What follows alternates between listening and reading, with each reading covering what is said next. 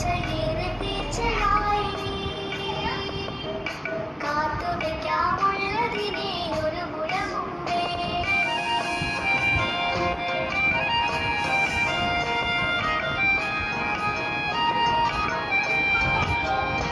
ബ്രഷിങ്ങും ഷേവിങ്ങും ഒരു കപ്പിൽ തീർക്കാം. ലാവിഷ് കൂലികൾ അതൊന്ന് കുറയ്ക്കാം. ബ്രഷിങ്ങും ഷേവിങ്ങും ഒരു കപ്പിൽ തീർക്കാം. ലാവിഷ് കൂലികൾ